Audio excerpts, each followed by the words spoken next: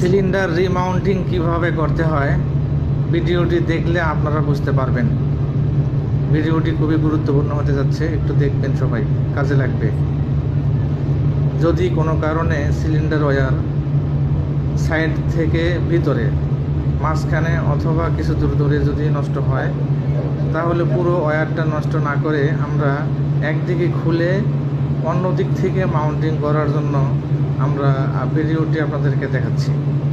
আপনারা দেখতেছেন একই সঙ্গে একদিকে ওয়্যার ওপেন হচ্ছে এবং সেই ওয়্যারটি অন্য সাইড থেকে আবার নতুন করে মাউন্টিং করা হচ্ছে। আপনারা দেখতেছেন আমরা এই কাজটি করলাম। কাজটি অনেক গুরুত্বপূর্ণ বিধায় আমি ভিডিওটি করলাম আপনাদেরকে দেখানোর জন্য। যারা স্পিনিং সেক্টরে ব্লুরুম কাটিংয়ে কাজ করেন তাদের জন্য খুবই গুরুত্বপূর্ণ একটি ভিডিও, দেখলে অবশ্যই উপকারে আসবে আমি মনে করি। এই জন্য আপনাদেরকে ভিডিওটি উপহার দিলাম। আমার ভিডিও যদি আপনাদের ভালো লেগে থাকে তাহলে অবশ্যই আমাকে লাইক, কমেন্ট, শেয়ারের মাধ্যমে উৎসাহিত করবেন।